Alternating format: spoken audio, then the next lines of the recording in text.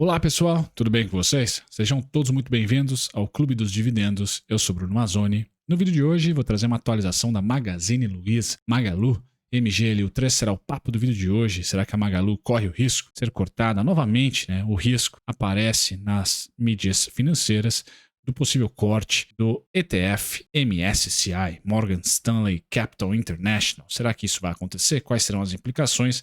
Vai ser a primeira pauta desse vídeo aqui, pessoal. A segunda, curva de juros, depois a correlação entre curva de juros, o meu erro em relação aos conteúdos que crio na Magalu. Então aqui vou prestar contas para vocês da fase do price action, da precificação das ações, onde eu errei, e aí eu vou tentar justificar via técnica, a análise gráfica, e o porquê que eu estava convicto em um movimento e fui estopado se fosse trader, por exemplo, do mesmo. E aí a gente finaliza com o Magalu, prestação de contas em relação ao vídeo da semana passada, qual é o alvo, qual é o nuance, qual a expectativa que eu tenho para a última semana de janeiro e início de fevereiro de 2024. Certo, pessoal? Disclaimer na tela, eu sou Bruno Mazzoni, analista CNPI técnico, e você está no Clube dos Dividendos. Você gosta de conteúdo sobre o mercado financeiro, ações, dividendos e empresas que não estão neste momento pagando dividendos e não estão numa boa fase, mas são sempre comentados aqui no canal. Todos os domingos, na hora do almoço, tem vídeo da Magalu, e domingão de manhã é o vídeo clássico da Itaúsa. Então já considere se inscrever se você gosta da Magalu, ative as notificações ao menos uma vez por dia. Eu apareço aqui no YouTube. Pessoal, Clube dos Dividendos, mas também tem espaço para small caps, tem espaço também para mico. De repente, se quiser falar de algum mico, eu sempre olho os comentários, então comente e eu coloco na minha listinha aqui de análises a serem feitas. Não é de hoje, entrando na pauta do vídeo, pessoal, que a Magalu corre o risco de ser cortada do índice, do MSCI, ETF importante, com boa liquidez, que é composto por uma cesta de ativos aqui do Ibovespa. E a Magalu sendo um desses ativos. Então não é de hoje que essa notícia é vinculada. Todo trimestre, fim de trimestre, esse índice, esse ETF, ele é renovado, a recompra da carteira, e aí vai o principal motivo pelo qual todas as ações que se prezem gostam e deveriam brigar para estar, em qualquer ETF grande, com boa liquidez. O MSCI é sim um ETF muito grande, não é do tamanho do EWZ, por exemplo, mas tem ali uma liquidez importante. O MSCI, o Morgan Stanley, que fez e faz ETFs para regiões, ETFs para mercados específicos ou ETFs para países específicos, como é o caso do MSCI Brasil. Tem o MSCI Argentina, Índia, México, São ETFs bem ventilados no mercado, e se o gringo quer comprar Brasil e não quer, de repente, atualizar ou fazer a troca cambial de dólar para real e abrir uma conta aqui em corretora brasileira e, enfim, poder investir em reais aqui, ele investe via ETF, igualzinho a gente. E nós investimos via ETF também, no IVVB11, por exemplo, é um bom ETF aí para a gente olhar com carinho, se você quer investir no S&P 500, Então, ETFs são veículos baratos, onde a gestão do mesmo, ETF não deixa de ser um fundo, nele tem várias ações, entre elas a Magalu está no ETF MSCI Brasil, e a cada trimestre há novas compras. A carteira é renovada e a compra é feita de maneira passiva, sem olhar ali muitos indicadores, a não ser os filtros que o MSCI tem. E dentro desses filtros, pessoal, a Magalu corre o risco de não ser habilitada, de não estar hábil em todos eles, elegível em todos eles. E aí ela é cortada. Temos, por exemplo, a Caixa de Seguridade como uma boa companhia, um bom ativo que está para entrar no índice. Qual que é o principal propulsor aí de atratividade para se estar na composição de um índice como esse, pessoal? É que todo trimestre, faça chuva ou faça sol, sempre que a carteira é renovada e você continua lá, você se mantém no ETF, como foi o caso da Magalu em outubro, novembro, e pode ser o caso agora em fevereiro, quando a carteira se renova, é que o índice vai lá e compra as ações. Então a Magalu de trimestre em trimestre teve nos últimos anos, com a ocorrência britânica, a recompra de suas ações via esse ETF. Então é uma maneira de gerar demanda pelas ações, fortalecendo então o preço, fortalecendo então pela lei da oferta e demanda o preço vigente da companhia. Então esse é o principal motivo pelo qual a Magalu vai ser penalizada de repente se sair fora do índice. Ela vai deixar de ter esse fluxo entrando de compra passivo às suas ações no free float, mercado. Esse é o principal ponto positivo. Quando a ação tem muita liquidez, como é o caso da Magalu aqui em terras tupiniquim, a Magalu tem bastante liquidez, é um ativo muito negociado, não vai fazer grandes diferenças ali para semana 2 semanas do evento, 1 semana do evento. Mas no dia especificamente que sair a notícia, deve fazer algum tipo de price action negativa, ou seja, de queda das ações. Mas a Magalu, pessoal, não tem problema de liquidez. Tá? Vai ser um A menos que ela vai tirar numa nota que ela já tem A, que é liquidez. É uma ação muito negociada aqui na B3. Tá? Créditos para Money Times, créditos para Diana Cheng, onde eu peguei esse artigo aqui publicado dia 19 de janeiro, gravo para vocês dia 27 de janeiro, esse vídeo vai ao ar dia 28. Tá? Então é sempre bom, pessoal, que a ação que você tem por longo prazo, ou esteja até especulando, componha uma carteira onde ETFs passivos compram, como é o caso da Magalu hoje no BOVA11. Quem compra BOVA11 está comprando indiretamente Magalu. Tá? E a carteira do BOVA11, quando renovada, há novas compras da Magalu via ETF passivo. Então, o BOVA11 é um ETF passivo. O MSCI Brasil também é um ETF passivo, só que gringo. Tá? Então, você vai ter o fluxo do gringo comprando, além, obviamente, da gestão passiva do fundo, gerando essa liquidez, tá? Gerando essa demanda. Então, ponto negativo, pessoal, você vai ter menos um comprador trimestre a trimestre, quando se renova a carteira do MSCI. Faz diferença para o curto, médio prazo da Magalu? Não. Curtíssimo, sim. Talvez a semana que sai a notícia que ela saiu do índice, por exemplo, caso isso aconteça, sim, sem dúvida. Tá? Ela vai ter muito provavelmente uma venda ali, uma liquidação, não só de especulação, mas também, né, na iminência de ter menos demanda, tá? Pela mesma quantidade de oferta de ações da companhia. Tá? Certo, pessoal? Não é de hoje. Muito bem, pessoal. Esse é um corte que eu estou fazendo para tentar gerar um adendo, um complemento à primeira parte desse vídeo da Magalu, onde comento sobre o impacto da possível saída da Magalu de ETFs como o MSCI Brasil, e também aproveitei aqui, sendo do Morgan Stanley também, o MSCI Emerging Markets, né, o EM. E aí eu recortei a composição acionária para entregar para vocês o verdadeiro impacto que isso causaria em termos de porcentagem ali que cada fundo tem dentro do capital social da companhia disponibilizado, tá? Vamos lá. O iShares MSCI Brasil tem 2 posições da Magalu hoje, tá? A primeira tem algo em torno de 0,65%, tá? Totalizando aqui, se eu não estou enganado, 44 milhões de ações, tá? A segunda posição, a última aqui, do 24 milhões, 0,36%. E o iShares Emerging Markets, nós temos aqui 0,40%. Então, se somado, aí vai dar 1,5%, seria ali dentro do capital disponível, free float da companhia, que deixaria de existir. Esse é o tamanho da venda, pessoal, que as ações da Magalu teriam. Tá? Essa seria a demanda, então a oferta, melhor dizendo, de vendas que as ações teriam trimestre a trimestre. Então esse seria o impacto, 1,5%. No curtíssimo prazo, falei isso no começo do vídeo e volto a frisar, sem dúvida nenhuma, no dia, na semana, vai gerar certo mau humor, principalmente no dia, nos 2 dias da notícia, né? O dia e o dia seguinte. Mas no médio prazo, pessoal, a empresa é super líquida. Tá? E tem diversas outras instituições posicionadas na companhia que não somente as geridas, os ETFs passivos do Morgan Stanley. Certo? Então esse seria aqui o principal impacto. Eu queria deixar isso para vocês bem claro. Caso vocês queiram circular aqui mais ativos, ou melhor, né, mais fundos que se posicionam na Magalu, eu vou deixar a fonte desse recorte no primeiro comentário fixado. Sigam com a parte macro e com o restante do vídeo agora.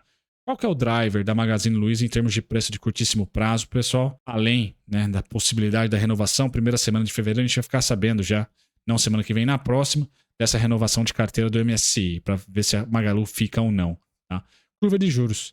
Aí qual que é o cenário, o meu cenário da curva de juros para a semana? Última semana de janeiro, 1º de fevereiro.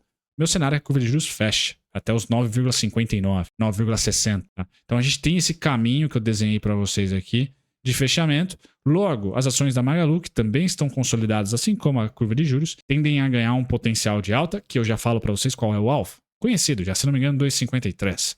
Tá? Mas a curva de juros pós-inflação, a inflação que teve ali um número menor do que o esperado, mais bacaninha, só que quando a gente esmiuça e abre a inflação, veio um falso positivo. Né? Tem a difusão aumentou um pouquinho, mais ativos, mais produtos, perdão, e aí serviços, obviamente, né, estão com inflação em relação a novembro, a inflação foi de dezembro, então houve um espalhamento da inflação, mas no número total estamos em queda. Entre aqueles 4,55% e 5%, a nossa inflação de maneira estrutural, pessoal, na minha opinião, tende a se manter, tende a ter essa banda de oscilação de 0,50 ao ano, tá? É isso que eu imagino, 3,50, 4, é ali a área, perdão, 4,50, 5, 3,54 seria ótimo. 4,55, uma oscilação natural aí para esse primeiro semestre de 2023. 2024, perdão, com a curva de juros fechando, pessoal, para 9,59, a expectativa que eu tenho para a semana que se inicia no dia 29, é de alta. Tá? Eu já falo nos preços já. Por que eu olho a curva de juros? Se você que é novo no canal, não acompanha os vídeos aqui mais técnicos como é esse da Magalu com gráfico, porque a correlação ela tende a ser negativa. Se um sobe, abre curva de juros, a Magalu desce, fecha, cai, ações. Tá? E aqui nesse gráfico vocês têm a seguinte dinâmica. Tá? Magalu em azul, gremista, em candles, e a curva de juros 2027 em laranja. Eu quero mostrar aqui para vocês. E aí eu vou colocar o meu erro público. Eu sempre tá público faz muito tempo, né? Porque a Magalu todas as semanas eu atualizo para vocês.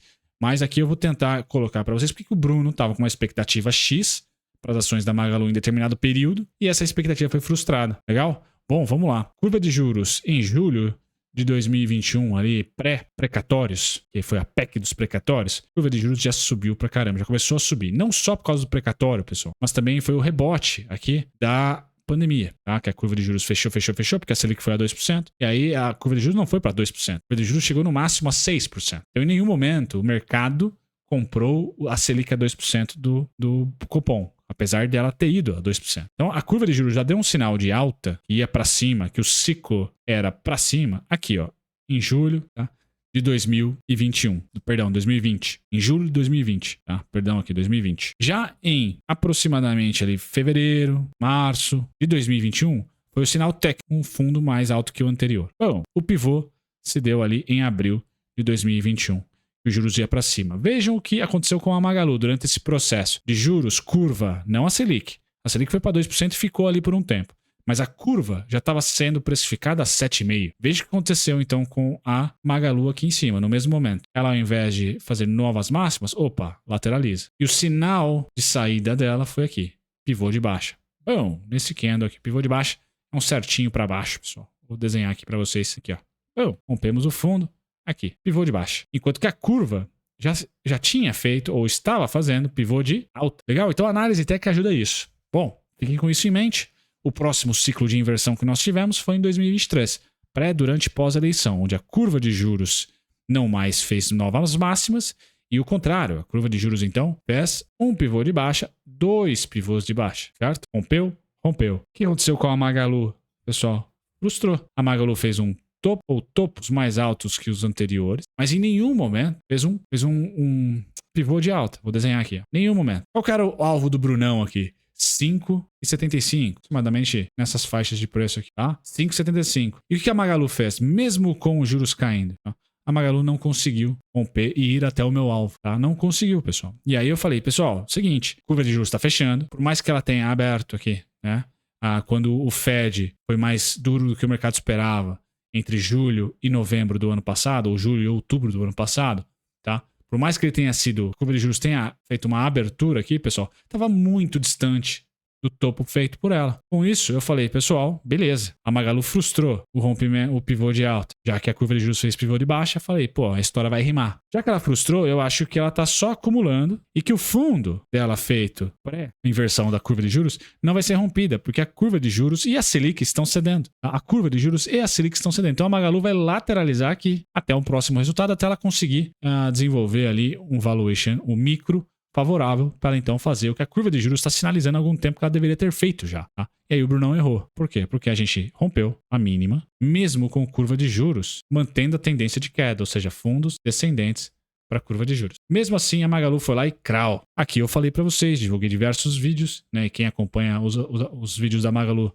sabe disso, tá? Que eu errei. Falei, pô, pessoal, a gente não vai romper essa sequência de topos aqui, de mínimas, perdão, e rompemos. Estamos nela novamente. Mas rompemos, tá? Então o erro tá aí. Qual que é a minha análise agora, pessoal? A minha análise é que a tendência da curva de juros, de queda, a laranja, então, tá no final. 9,60, 9,20 aqui é a última pernadinha. Depois ela vai estabilizar.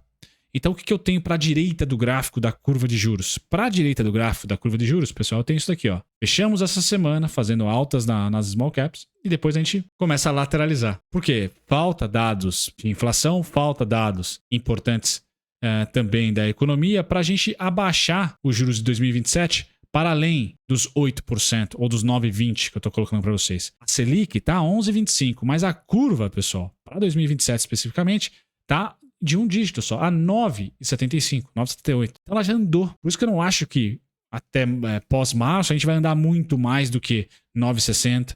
Eu coloquei 9,20, mas principalmente 9,60. A gente tende a ficar travado aqui até um próximo grande dado, ou até um próximo grande reforma.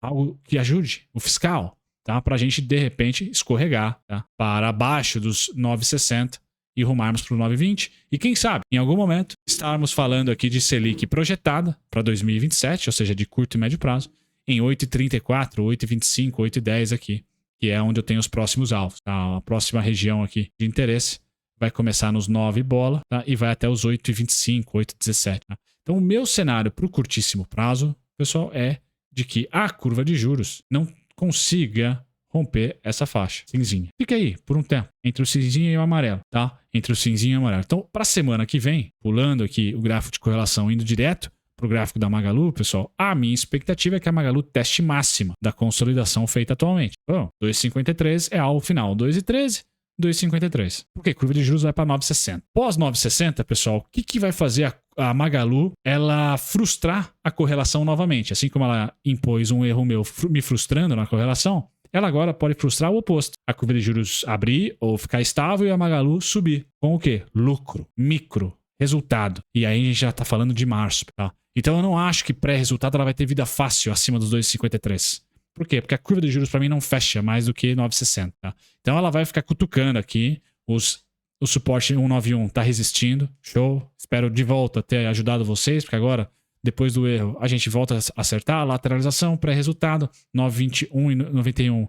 Primeiro suporte. Segundo, 1,71, 1,56, 1,64. Tá? Alvo, 2,13, 2,53. Pois bem, estamos lá. Cutucando todos os pontinhos ali. Pós-resultado, pessoal, ela pode encarar um 3,31. Mas principalmente, qual que é o alvo final? 5,76, 5,84. Continuo, pessoal. Aquela frustração minha, aqui vai um pouco de pessoal no negócio, mas também temos indicação técnica para isso, que no mínimo, tá? A Magalu tem os 5,70, 5,80 aí para seguir. Tá? Foi o delay de um resultado ruim, um delay de um mercado muito difícil, onde só um protagonista puxou um pouco do fluxo que foi o Mercado Livre. Tá? Então, um delay desse fechamento aqui. Ó. Magalu não subiu o suficiente para precificar esse fechamento da curva. Muito pelo contrário, ela caiu, tá? Então, esse movimento atual, eu considero ser grande o suficiente, caso venha a ser, para romper essa máxima. Porque o juros está abaixo de quando esteve, quando fez essa máxima. Ponto, pessoal. Tá? Não é exato, tem muita arte, sorte e superstição,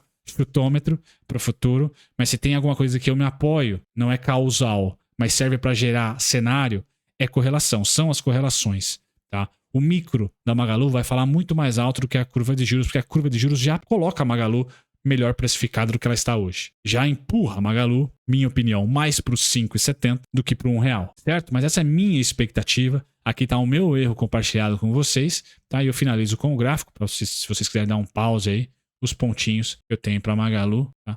Nesse momento. Feito isso, pessoal, mais uma vez aqui, obrigado. Quem ficou comigo até o final, valeu pela companhia. Assista também o vídeo recomendado aí no YouTube. Inscreva-se no canal, ative as notificações, veja os links na descrição, caso você queira algum complemento ou patrocínio do canal. Obrigado pela companhia. E como eu falei, Clube dos Dividendos, sim. A maior parte dos conteúdos são sobre dividendos, ações que pagam dividendos, mas também temos espaços para small caps ou empresas que ainda não estão pagando dividendo, não estão em um bom momento. Então deixe no comentário aí alguma sugestão. Um abraço, pessoal. Tchau, tchau.